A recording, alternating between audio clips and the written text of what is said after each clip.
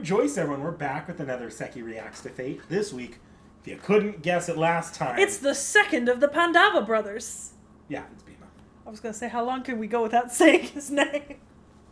You should have asked me about that before. Sorry, I went through my quota of saying his name in our last video.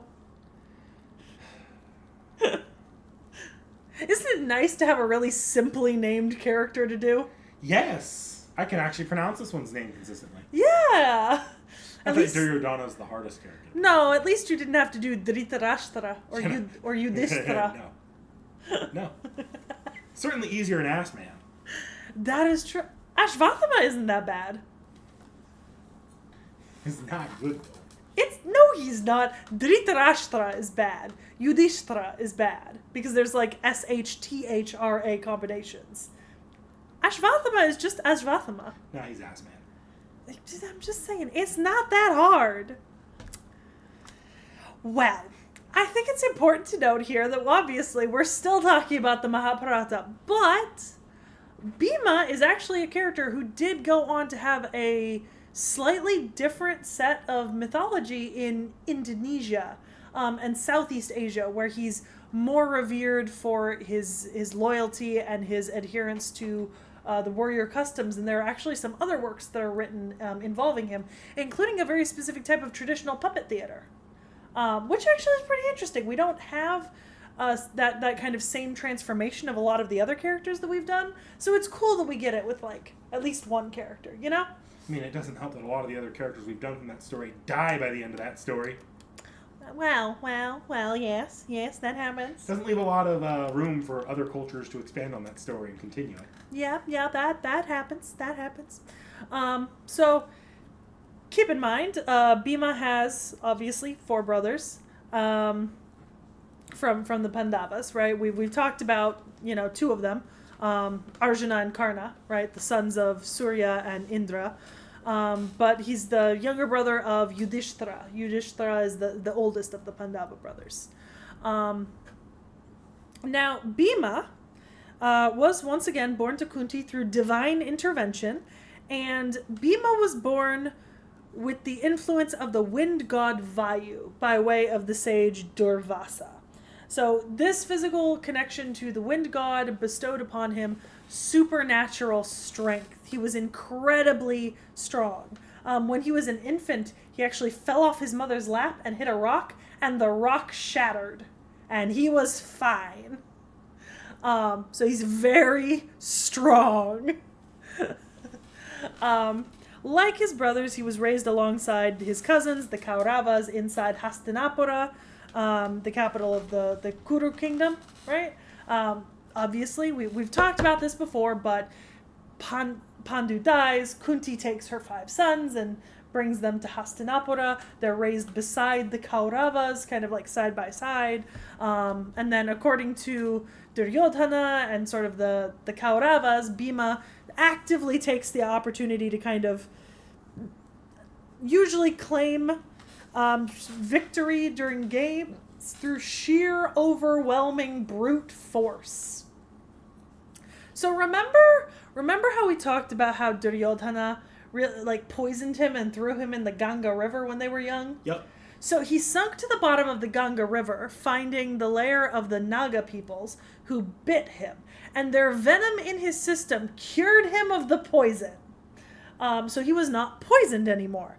And then the Nagas, sensing his supernatural descendancy, brought him into the realm where they took him to meet the chieftain, who was his maternal relative, Aryaka. Aryaka introduced him to Vasuki, who was the king of the Nagas, and then the Nagas offered him divine elixir. He consumed 8 pots of it, acquiring the strength of approximately 1,000 elephants. Let's not forget this man was already ridiculously strong. Supernaturally strong. He had to spend 8 days assimilating this power into himself, right? Oh boy, So yeah, he consumed 8 pots of elixir, and then eventually he went back home to Hastinapura. This is a real situation of gotta have more cowbell.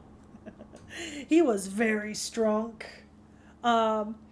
In Hastinapura, he trained under Dronacharya, the royal guru, in the arts of war. He specialized in... What do you think he specialized in? Remember how Duryodhana chose to fight him in single combat in the weapon that he specialized in? The mace? Want to guess what weapon Bhima specialized in? The mace. Uh-huh. Uh-huh. However, he was also cross-trained in all of the other weapons as well, making him a pretty versatile warrior. My favorite part about Bhima's early life and his stories, right, is that of the amount of food consumed by the Pandava brothers, right, half of it was just by Bhima. He ate 8 times the amount that his siblings ate. And he was incredibly strong, and he fought with a mace. Like, I am expecting someone on the level of Herc. I am expecting Indian Herc. I don't know, like, that is what is being described to me here, is Indian Herc. Do you know what I mean? Yeah, I know what you mean. Yeah. I'm just saying. So he's got some fun little stories. If you remember when they fled from the palace through the secret tunnel while Duryodhana burned the palace around him, do you remember that? Yes. So they went and hid in the forest for a while, right? While they were hiding in the Kamyaka forest, they ran into the people who were inhabiting the forest, which were the Rakshasa, Hidimba and Hidimbi, right? Brother and sister pair. Now, I don't know if you remember us talking about the Rakshasa, but Rakshasa are legendary man-eaters, right? Like mythological beings who literally consume people. So Hidimba desired to eat the Pandavas when he came upon them, finding them resting under a tree. But when he encountered Bhima, he was struck by... Sorry, let me restart this. Hidimba wanted to eat the Pandava brothers. So he thought he'd send his sister, Hidimbi, to lure them to him, right? So she goes out to lure them in, but encounters Bhima, and she's struck by his power and physical appearance and presence, and immediately proposes marriage. Honestly, girl, I kind of get it, you know? Unfortunately, when her brother discovers that she has done this, he immediately attacks Bhima, and Bhima just murders him. Like, they engage in combat and he murders him. And then moved by Hidimbi's plight, right, like now not having a brother and like her son having killed his brother, or her brother, Kunti, their mother, consents to their marriage on the condition that eventually he would come back and rejoin the family, right? So Bhima and Hidimbi lived together. They had a son, Gatotkacha, who became an ally of the Pandavas. I actually talked about Gatotkacha in the last video with Duryodhana because he's involved in the Kurukshetra war, right? Mm-hmm. He actually dies in the first couple days, I think, as a result of something that Duryodhana does, which is kind of like yet another thing to spur Bhima on in his hatred. So yeah. He also, before they came back to civilization, while they were still hiding, he does encounter eventually another Rakshasa in a village that they're hiding in, and he murders that one too.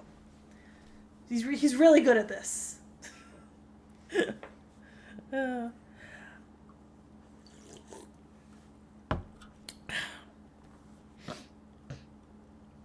So, Bhima obviously also ends up married to Draupadi, which makes that his second wife, right?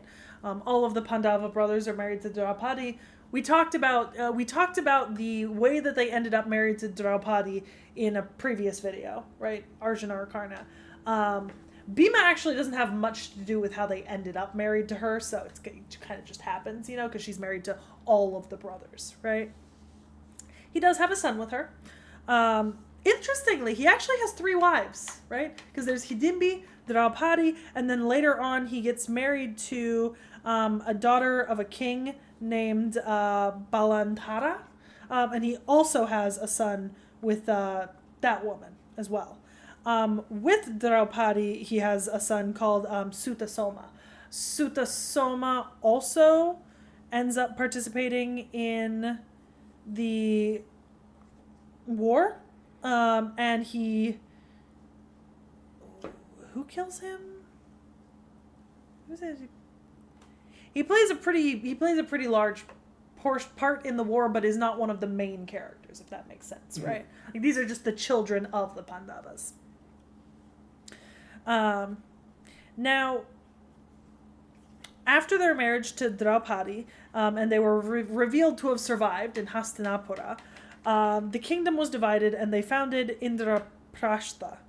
Yudhishthira wanted to perform the Rajasuya Yajna. Remember that blessing that Duryodhana wanted to do because Yudhishthira did it, but then he couldn't because his father would have to be dead.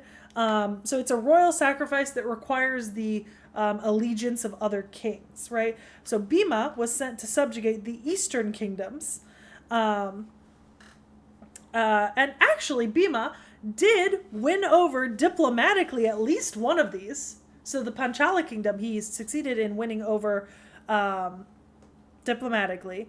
But then he did go on to defeat the Gandakas, Videhas, and Dasarnas, eventually appointing King Sudharman of Dasana as his personal commander after their battle. He continued to conquer over the eastern kingdoms, and I'm gonna be honest, he just kept going. Like, they said, go subjugate the eastern kingdoms, and he did. And when he was done with the first set of kingdoms to the east, he just kept going. Got the others. Yeah. I mean, the biggest problem he had was Magadha, and the kingdom of Magadha, which was led by Jarasandha. And the reason why he had a problem with Jarasandha was because Jarasandha was even a formidable foe against Krishna, right? So Bhima, Krishna, and Arjuna disguised themselves as Brahmins and challenged Jarasandha. Jarasandha chose Bhima to wrestle in a duel, and then Bhima, following the advice of Krishna, tore his body apart, killed him, and then liberated the 100 kings that he had imprisoned, who then all pledged allegiance to his older brother Yudhishthira. Bhima then conquered Anga by defeating Karna and killing the ruler of Madagiri, and then just continued out. And because of his significant conquest, it allowed Yudhishthira to be able to actually perform the Rajasuya Yajna sacrifice. During the ceremony, he was given a prominent role in the rituals and the protection of the arena for the acknowledgement of his valor in the winning of all these kings needed for the ritual. But there was a little bit of a dispute during the ritual over the distribution of honors, where Bhima supported Krishna, and that wasn't exactly what he was supposed to do. And then, obviously, we covered it in Duryodhana's video, but Duryodhana mistook the illusion for land for water and vice versa, and ended up walking into a pool of water, and Bhima laughed at him, humiliating him in front of everyone at this giant ceremony. Maybe not the smartest thing to do. No. Well, neither was walking into the pool of water, but... Well, yeah, but there was illusion magic placed on it. Yeah. You know? I'm not going to wholly blame Duryodhana for being... Okay, but you and I play D&D together, and I failed to pass an intelligence check or a wisdom check that you succeed at passing. And it leads to me, my character, falling in a pool of water as a humorous scenario plays out. You, in real life, and your character in campaign would absolutely be laughing your ass off at me. Yeah, but remember, the difference here is that we are not mortal enemies. Are you sure about that? You are not my nemesis.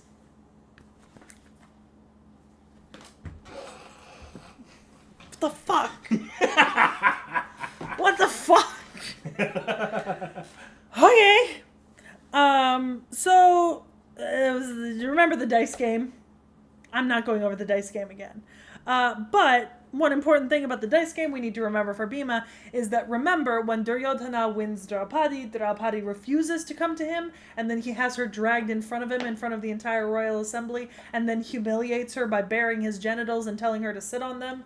And then Bhima, kind of in a fit of sheer and unadulterated anger and rage over the treatment of his wife, goes nuts and says, "I vow to kill you." Yeah, keep that in mind for later. I vow to kill him too, I'm not gonna lie. Yeah, it's somewhat understandable here. Actually, no, 100% understand. Not somewhat, 100% understandable here. I too would draw blood if that happened to me. So obviously they still lost the game of dice. They went into exile for 12 years. He kills a couple more Rakshasa, because that just seems like something that he's really good at doing at this point, is killing man-eaters. At some point, Arjuna fucks off to the Himalayas to acquire celestial weapons from Shiva. We talked about this during his video. Draupadi faints from exhaustion, and Bhima invokes his son Gatotkacha, who arrives to assist them. Gatotkacha carries them on his shoulders as they journey to Nara and Narayana. When they're at the ashrama of Nara and Narayana, he notices the fragrance of a particular type of flower, which was carried by Draupadi. And so Bhima sets out to get one of these flowers for her, because she says that she kind of wants one, right?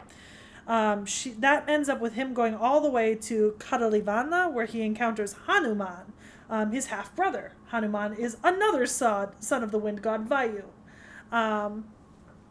Now, I don't know if you... Well, you know Hanuman. Yeah, I know. Yeah, I don't need to explain Hanuman. So Hanuman tests Bhima's strength and humility by blocking the path with his tail. Bhima is unable to move his tail, but he recognizes the limit of his strength and he humbles himself, prompting Hanuman to then reveal his identity to him. Hanuman blesses him and provides him guidance to the forest where the flower is located. Bhima ventures into the forest, once again kills some Rakshasa, and collects the flowers and then takes them back to Draupadi as a gift. Yeah, that's really nice, you know? A good brotherly interaction. I feel like he's on fetch quests, killing a lot of Rakshasa. Rakshasa just being like that filler boss that appears in every quest, but it's the one. But it's just because the devs are too lazy to design a new enemy. It's funny too, because in any other character in Indian mythology, encountering Rakshasa is a lot less frequent and a lot more deadly. But Bhima's just kind of collecting them like Pokemon cards. Like, these guys are just mini bosses. Yeah, like he's just like, ooh, another Rakshasa, my favored foe. This is him pulling out his Ranger favored foe card, you know? Yeah, it was like fighting dragons in FGO. Exact wyverns. See, the wyverns are the random enemies. The dragons you see the first one, like, whoa. You see them again and again, and like in lore, wait. in myth, dragons are ridiculous. In the actual game, it's like, oh, another dragon. Yeah, Bhima is to Rakshasa what Siegfried is to dragons. Yeah. Okay, so another thing that he had involvement with was while the Pandavas were away hunting, Jayadratha, the king of Sindhu, attempted to abduct Draupadi, right? So Bhima pursues and confronts Jayadratha with his brothers, overpowering his forces and capturing him, and then he expressed that he wanted to murder him for his transgression. But his older brother Yudhishthira advocates for a less violent conclusion to this conflict, and Bhima and his brothers end up shaving Jayadratha, leaving him humiliated and disgraced before releasing him. Jayadratha, of course, comes back and fights on the side of the Kauravas, so maybe you should have just killed him in this case. But yeah, always in the bloodline. Yeah. The entire time that they spent in exile, they were basically just doing side quests. Bhima ended up blessed by another person. Nahusha, a former king, was turned into a python, and Bhima was captured by him. And then eventually he ended up being blessed by him because they kind of came to a peaceful conclusion. Can people make this into a video game like how Black Myth Wukong was made? Like, Bhima feels like a really good video game character. Bhima does feel... Honestly, Bhima would be an amazing video game character. Also, there's another Rakshasa. Who could have thunk? So remember, after their 12 years in exile, they end up doing a year incognito in the Varata kingdom. So he called himself Jayanta during this time, and he actually worked in the royal kitchens, but also as a wrestler for royal events. So he would, he would wrestle people when people came for, like, royal visits and stuff, and enhance the reputation of him and his brothers within this territory. But he also worked in the kitchens, which is pretty cool of him, Really, really out just doing side quests here. Actually, the King Virata was really happy with Bhima whenever he defeated someone at, like, the royal court, because it was always like a challenger from another nation, and he was like, look, the power of the people that I keep with me. And Bhima was like, yeah, I get to fight. I get to hit things really hard. Yeah, so, like, Bhima also has an encounter with Kichaka, the brother of King Virata. Kichaka ends up infatuated with Draupadi, who was under the guise of a maid serving in the palace named Sairantri. Eventually, his escalation of pursuit of her causes her to ask Bhima for protection, and he plans to lure Kichaka to a secluded area and then confront him physically and kill him. They successfully did this without provoking too much suspicion. When you and the boys successfully get away with murder and hiding the body? Successfully get away with the murder of the king who took you in and is protecting you's brother, and the cremation of his body, because they cremated him. It's kind of impressive. Like, that's... yeah. So obviously, a year passes, and Duryodhana did not find them. So they return and they ask for their half of the kingdom. And Duryodhana says no, and the Kurukshetra war begins for the fourth fucking time on this channel. So, Bhima was a charioteer, primarily, at the beginning of the war. He had a celestial bow named Vayavya. Celestial bow named Vayavya, gifted to him by his father Vayu. Please stop combining V's and Y's and V's and Y's. I don't like that combination. And he also wielded this conch called Poundra and a giant fucking mace that had the strength of 100,000 maces, which was given to him as a gift by Mayasura. That big fuck-off mace. Look, a picture of him with a big fuck-off mace. So, during the talks, remember, Krishna tried to conduct peace talks before war broke out. Bhima was actually on the side of peace being preferable to war.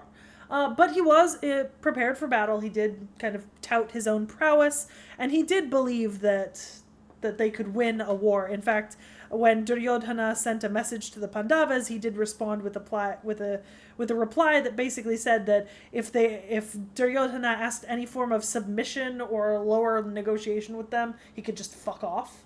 Which I feel like is actually a fair response, Like, I don't think there's anything wrong with being confident in your ability and being prepared for war, but being willing to accept peace, This man knew he was at video game endgame levels of power.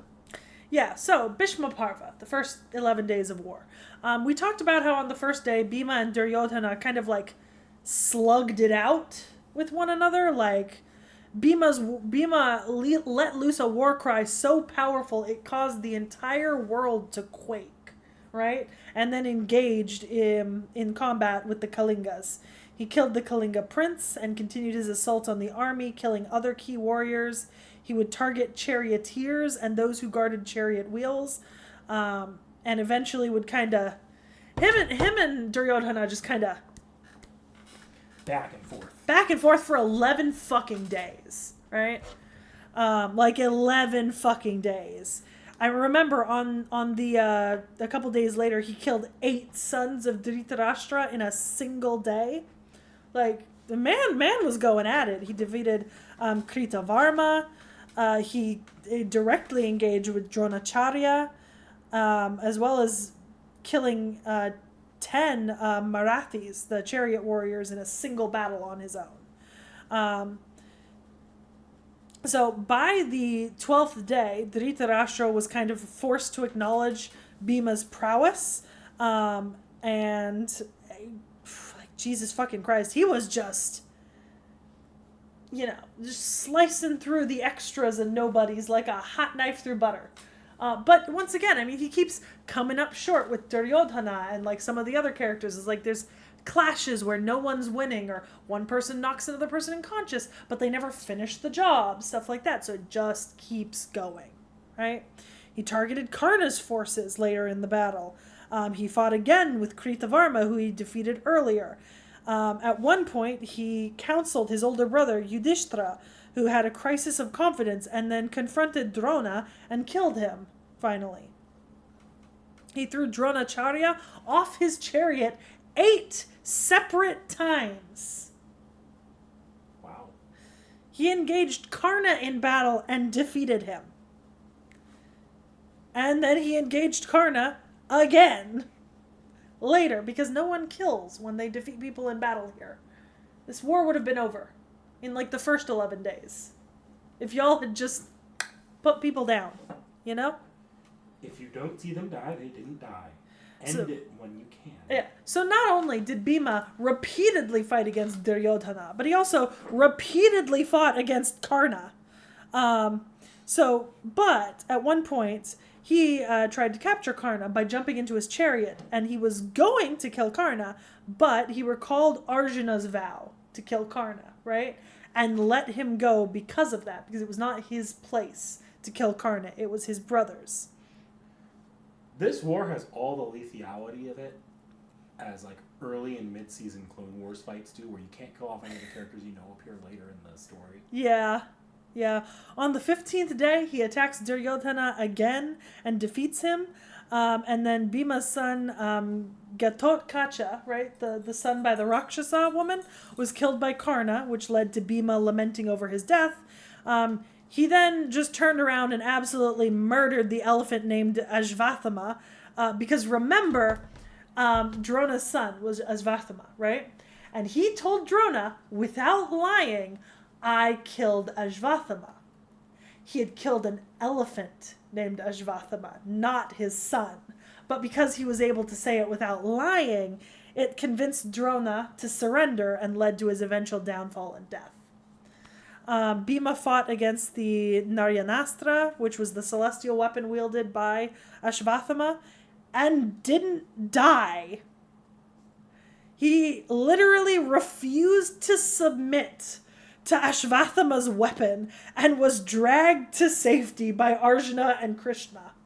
He refused to die, Knick-Knack. He refused to die. Can I just say that the Mahabharata is very, very anime? Somebody needs to make an anime out of this. Somebody needs to make a gacha game out of this. So, Karnapava, the 16th and 17th days. Bhima kills another king and then fights Ashvathama, but Ashvathama manages to knock him unconscious. Bhima then kills the son of Karna in a subsequent duel, as well as a bunch of other members of the war, and then once again defeats Duryodhana in battle and Shakuni in combat. He then engages Duryodhana again and kills Dushasana. Remember Duryodhana's slightly younger brother, who was basically his second in command, his personal bodyguard, which fulfilled his vow, because remember, when he vowed to kill Duryodhana over the disrespect to Draupadi, he had also vowed to kill Dushasana, who had participated in the dragging of her to court. And so he killed him and then fulfilled his vow by symbolically drinking the blood from his chest after ripping his limbs out and tearing his chest open. Then he killed another 10 Kauvara princes. There's 100 of them. You have to be very efficient with this. Yeah. Well, and then in the process of continuing his assault, he then killed another 25,000 infantrymen single-handed. So he is being quite efficient, you know? I mean, he's gone through like 20-something of the Kauravas personally, as well as a large portion of people. Like, I'm kind of here for this. This is great. Look, I see the point of the Duryodhana Bhima rivalry. It's literally an unstoppable force meeting an immovable object. Yeah, so in the climatic battle, he engaged Duryodhana in a mace duel, right? Yudhishthira promised Duryodhana, should he win, he would be the next king of Hastinapura. Duryodhana chose Bhima, and he chose to fight with maces. Bhima had superior strength, but Duryodhana was more skilled with the maces. But then Krishna was like, yo, Bhima, remember how you threatened to murder him by snapping his fucking thigh like a twig and dusting it? And Bhima was like, oh yeah! And then he chucked his mace at his thigh. See, the problem here is that Duryodhana was invincible, except for the waist down. Bhima was fucking chonky the entire way, from head to toe. Yeah, so after he defeated Duryodhana, he kicked his head a few times and danced around his body lying on the ground.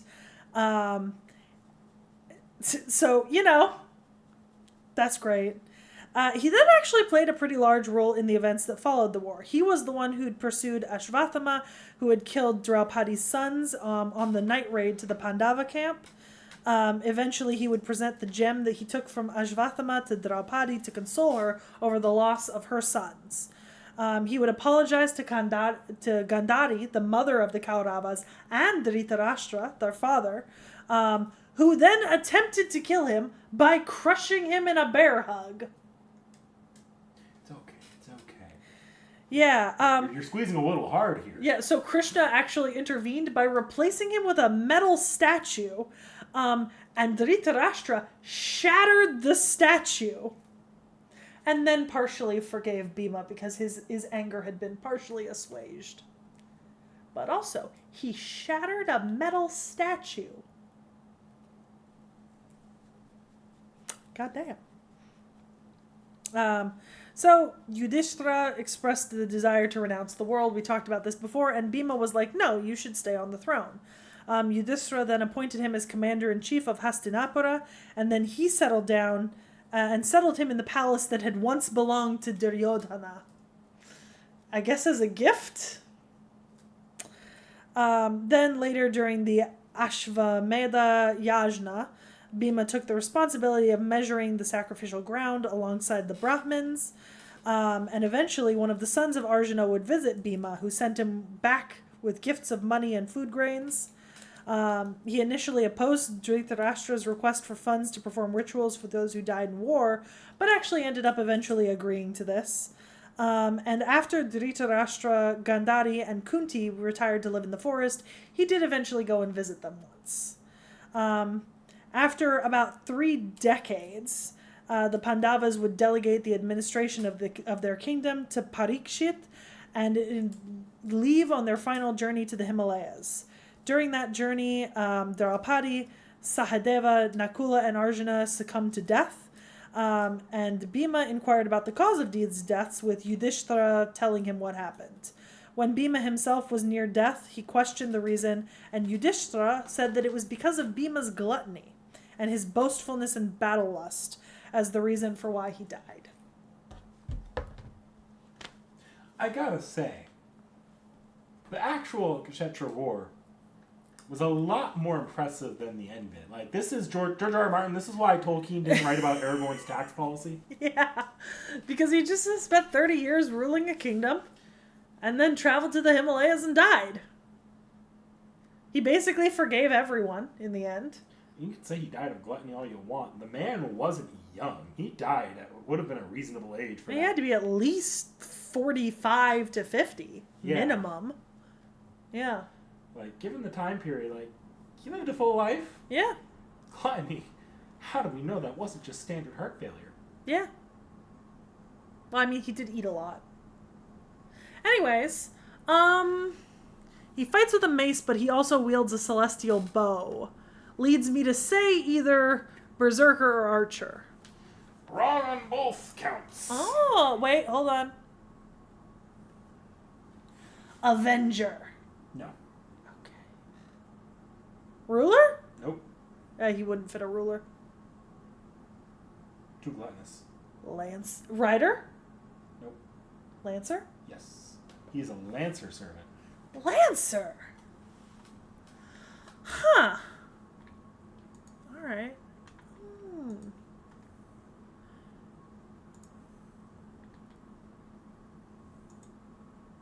We love to see it. He kind of looks like Karna. A little bit in the end. The second form looked a lot more like Arjuna, though. Yeah. Like, that looks like Arjuna, and the third form looks a lot like Karna. And this one looks like Duryodhana. Yeah. Did you notice? Actually, he looks a lot like Duryodhana. He's got the same color hair and everything.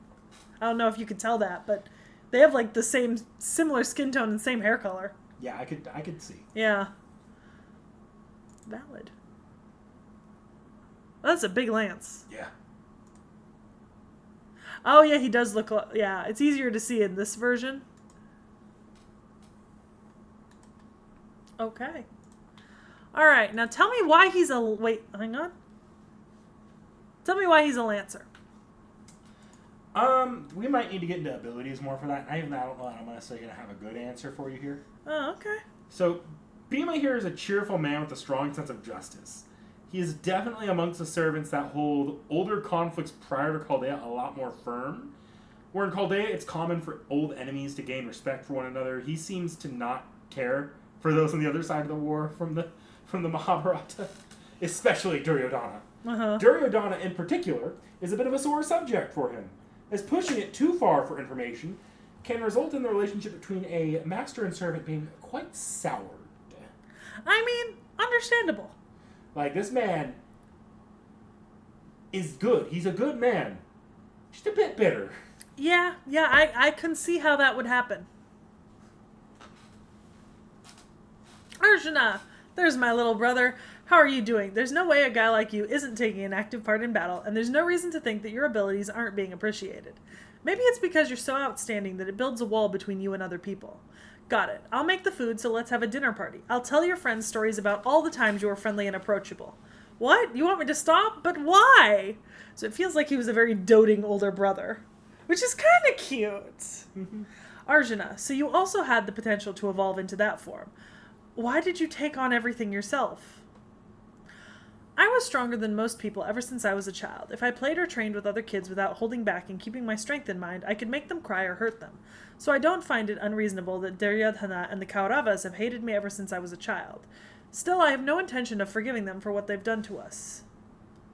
I think that's fair. Like, that's gotta be one of the things, like, Bhima was so strong as a child, and he only became more strong. I can see how, like, even as a child, it might have been unintentional that he was constantly just winning because of brute strength, you know? Yeah. Karna, a long time ago, I wasn't able to kill you because of Arjuna's oath. And likewise, you weren't able to kill me because of your own oath. The two of us were stuck between a rock and a hard place, I know. Since we share the same master, we're stuck in the same situation yet again. Okay. Ashvathaman. No, there's no point in saying anything now. I can see it in your eyes. Us Pandavas and you Kauravas will never be able to get along. Okay. I'm gonna do that, alright. The renowned legendary hero Rama. You fought alongside Hanuman, right? If you were a comrade of the mighty Hanuman, then that means you're kind of like my comrade too. Nice to meet you. Huh. These mice have a faint smell of Shiva. I won't sweat the details. We all appreciate a good onigiri the same. I'll ignore the question of whether or not she's Ganesha. What matters is that she's got the belly of someone who'd appreciate my food. Gotta have offering dumplings ready for whenever she asks for them. Can I meet the demand with 100 per minute? No, I'll need more. That, I feel like, is a funny relationship to watch. Gluttony and Janako together.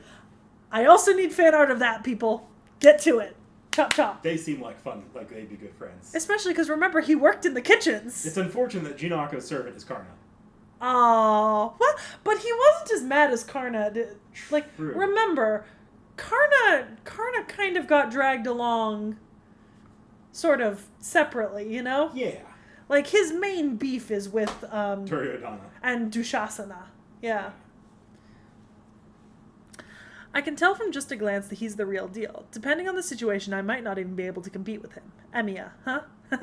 I can't wait to see what kind of amazing food he'll cook up for me. All right, I'll have a large serving, please. Do they work in the kitchen together? They should work in the kitchen together. I don't know. I haven't seen them in other events yet, but I wouldn't be surprised. Make a kitchen event with them together. Emiya is our primary kitchen guy, so... We should... You got to do that, Fate. What? Nemo Bakery looked jealous when she tasted my naan? That wasn't naan, that was chapati, but that's not the issue. Well, I make them to match best with my curry, so no wonder she can't stop stuffing herself with it. But I believe she still has the upper hand on other kinds of bread. I'm the one who wants to get better so that I don't fall behind. I so desperately need a cooking event with just all of the cooking servants, and all of the like events and like stories are just them having like eating each other's food and then being like, teach me how you did that. Or reacting in horror in the case of Gawain. Yes. Kentucky's here, right? I feel like we're pretty similar. I do stuff like arm wrestle with him a lot, and damn, that guy's hella strong. He eats a lot, too. We're like 2 peas in a pod. I'm kind of here for it. No, not kind of. I'm definitely here for it. So, all right. Bhima primarily is taking advantage of his sheer raw strength. Like, one thing you'll see in his animations, it is all... he is just smacking the fuck out of enemies.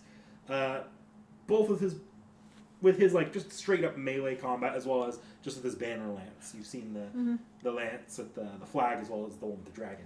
I'm a little bit sad that we didn't get him with a mace or a bow, but you know, if somebody in the comments could tell me perhaps if there's a reason why we didn't get him with a mace or a bow, especially the bow that his father gifted him, basically. He's strong enough that even without his weapons, he can make do by just ripping a tree from the ground and using that as his weapon. Very Lancelot style. Okay. Like, just... It's a fucking giant tree. Yeah, it makes sense. I see Vasuki's elixir, right? Yep. Remember that? Art of Maces, Hanuman howling. I said when he came to the battlefield, he howled and it shook the earth.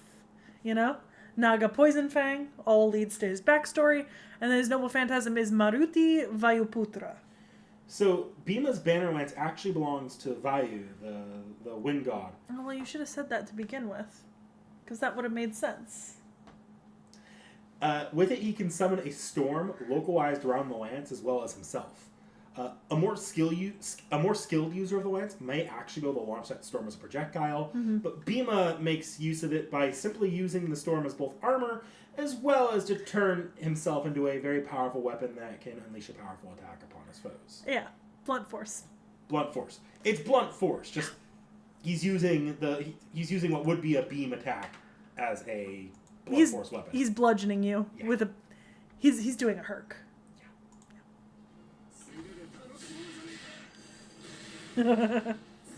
Oh Jesus, that is just a tree. Okay.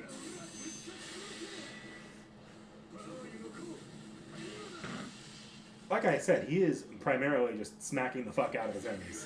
I mean, I'm here for that, though, you know? Oh, this is going to be real rough for me next week. Because, like, I now want both him and Duryodhana, but I'm supposed to be saving for Ozzy. You know? Yeah. Is he a 5-star or a 4-star? He is a 5-star. He and Duryodhana are on the same page. Okay.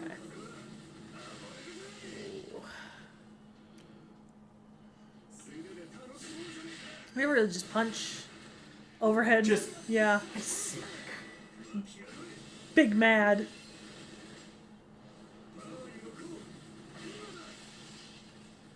I appreciate that they chose to make him so buff, right?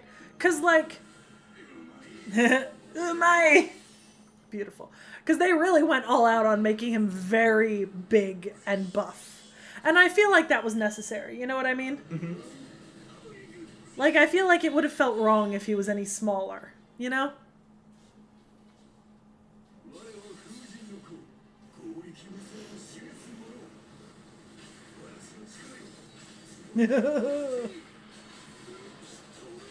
He is going to have another set of animations for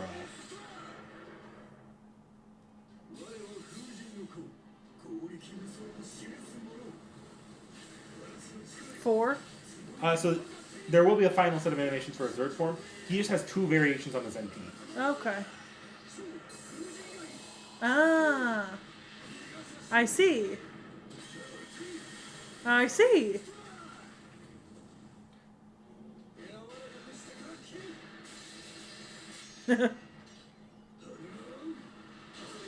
Ah. The roar that... Yeah, shook the world.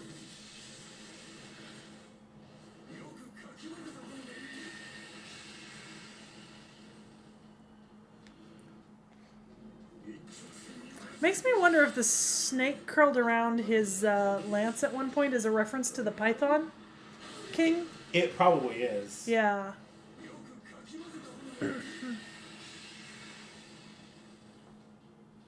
Or perhaps something about Vayu. I didn't look up Vayu specifically because you didn't tell me to. Wasn't a lot on Vayu. Yeah, and Vayu is not one of the Hindu deities I'm more familiar with, so it's already kind of shaky territory for me, hence not recognizing the lance. Mm-hmm. I should have, but I didn't because I didn't bother to look up Vayu. Looked up his wives, I just didn't look up his daddy. I feel like Arjuna, Karna, Duryodhana, and him, somebody needs to make like an animation of all of them just doing like the Psy daddy dance, going, I got it from my daddy, I got it from my daddy, I got it, hey, where'd you get that body from? I got it from my da. You know what I mean? It would fit perfectly, especially him and Karna and Duryodhana. Arjuna too, but like all 4 of them just doing that dance. Like, I got it from my daddy, I got it from my daddy. Because they did! I feel like you're not getting as much joy from this concept as I am, but No. I know that this is amazing. This is an amazing concept.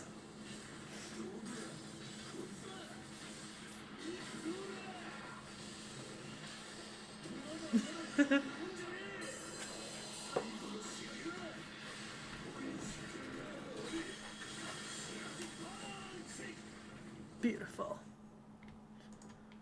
Okay. I am lucky. Oh my god, he's so big. He's so buff. You wanted a very Herc design. I did, and I'm happy I got... That's me whenever you say something. Oh, is that... Oh, cutaway in his pants. Interesting.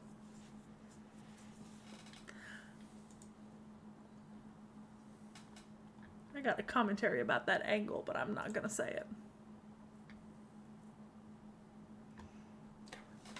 A little extra art. Some extra art. Some from this. So he was our, like, big banner servant. Because he's, like, the big, this is the servant you're expecting to see for one of the ordeal calls. Okay. Okay, so there's the 2 of them. We saw this earlier, and I figured we'd be getting to it sooner or later. Look! All of them! Well, you know.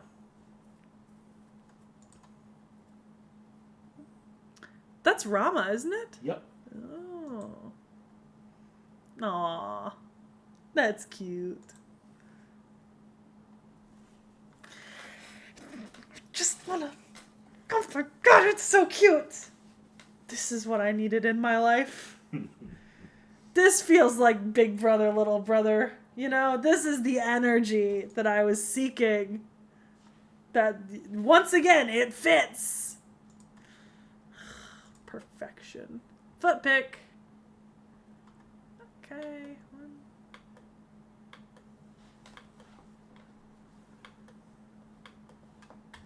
Okay.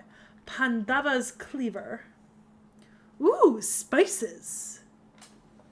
I see star anise. Motherfucker.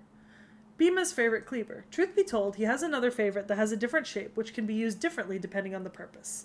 The 5 Pandava brothers who were exiled from their kingdom after losing the gamble spent 12 years in the forest and were forced to spend the last 13 years of their lives without anyone knowing their true identities.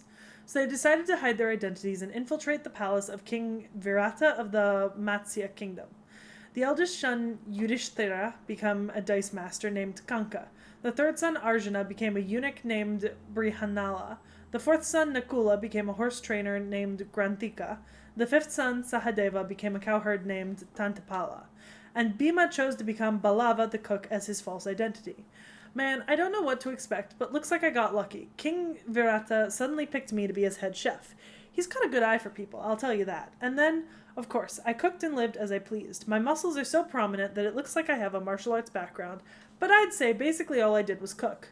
Oh, well, I did roll up and punish the scumbags who tried to hit on Draupadi, but I can incorporate that into my cooking too, right? Or maybe not. Maybe you don't serve. Maybe we don't. Maybe we don't do that. Maybe we don't have them over for dinner. Oh, look, we have heroic spirit attire. This is the festival one, and it's obviously set in Japan. So it's for one of the Japanese festivals. I don't know, maybe Obon? You can check. Yeah, I'll look down at the bottom. I like guessing, though, in advance. Look at all the little Arjuna charms he's wearing. Man likes his brother. He's got so many... Oh! I think those are plushies he won fishing.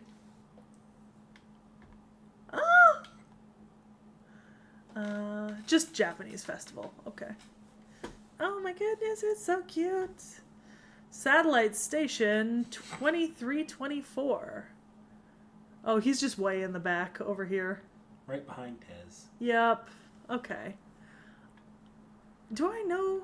No, you do not know her. Okay, we're just gonna... Bhima's special full course meal. Ooh. Ooh. Ooh. Knick-knack.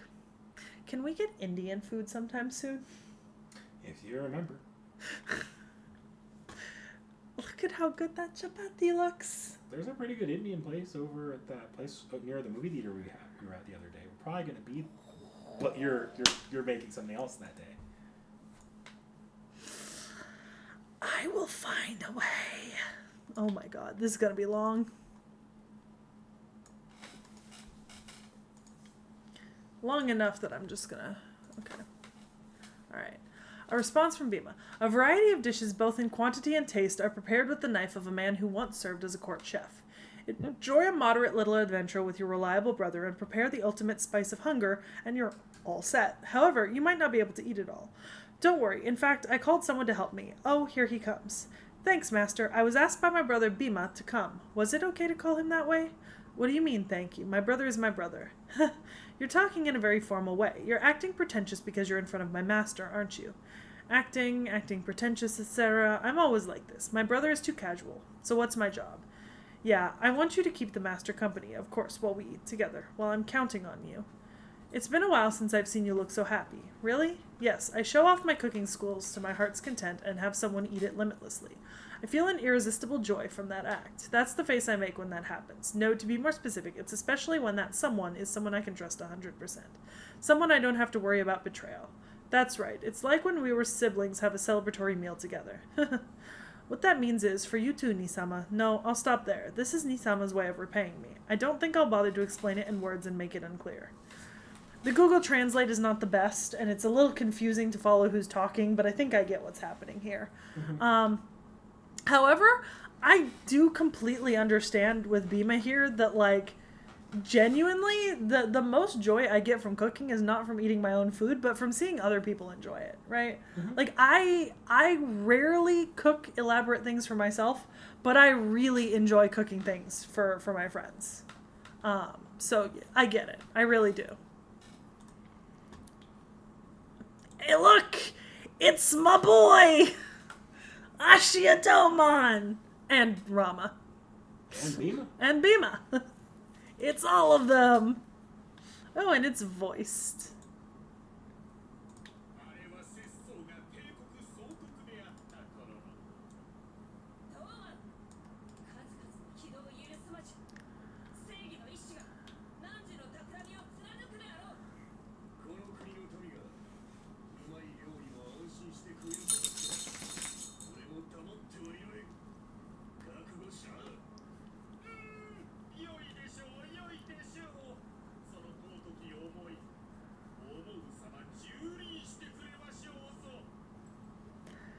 That was when I was governor of the empire. Domon, your many atrocities will not be tolerated. An arrow of justice will pierce your plot.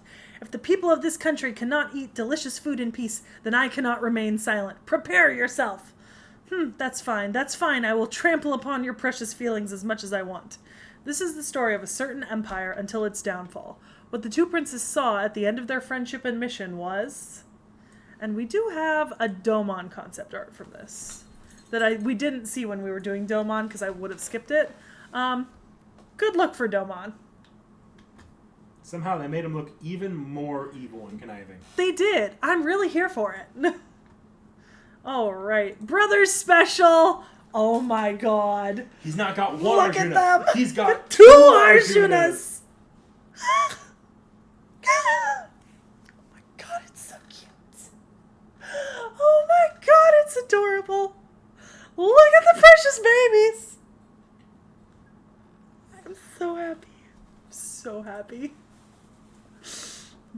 And it's voiced. And there's extra art to see at the bottom. Oh my god. I am eating so well. やったな、二人のアルジュナよ。勝利を決めたのが弟たちとは、俺も誇らしい。晩飯は何がいい？あんちゃんが何でも作ってやるぞ。ありがとう、兄様。私は先日盛大に振る舞ってもらったから、今日はもう一人の私のために作ってやってほしい。好きなものはない。だが、兄上が作るものなら何でも食べるでしょう。Well done, two Arjunas. I'm proud that my younger brothers were the ones who secured the victory. What would you like for dinner? Big brother will cook anything you want.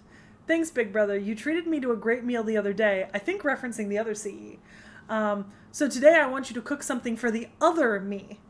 I don't have a favorite food, but if you cook it, I'll eat anything you make. It was the bond between brothers that crowned the victory in the first Chaldea Cricket Cup. I also think it's incredibly fun and a little nod to like the fact that they're from India, that they chose cricket for the sport because cricket is incredibly popular in India. We're not going to pass over the mention there that there was a Chaldea Cricket Cup. No. Oh my god, look at them. They're so adorable. I love them all. Ah! Yeah, okay, that can stay on screen. So yeah, you've now done Bhima and Duryodhana. And Karna and Arjuna and Ashvathama. Unfortunately, That's for the pretty much moment, it. that taps us out on our Mahabharata characters. So, like, Loki, what I kind of want is I want, like, a Yudhishthira, but I need him to be made with the same level of, like, sleaziness as, Duryodhana? No. Blackbeard? No. Ooh, but close. Jason. I need him to be made like Jason. Do you know what I mean? Like, Yeah. Would that not fit perfectly? Would be pretty funny. A man who gambled away his riches, his kingdom, his brothers, and then his wife. And then tried to give up being king in the end. I'm just saying. So guys, well, it's with a heavy heart that we have to part ways with the Mahabharata finally, and with no look at, like, no hint that we'll be getting another one in the future anytime soon. We are not leaving India quite yet. Nope. We still have one more Indian servant to We're do. just fast forwarding what, like, metaphorically 3,000 years? Yeah. Give or take. It's a lot of different time difference. Yeah. Bye, guys.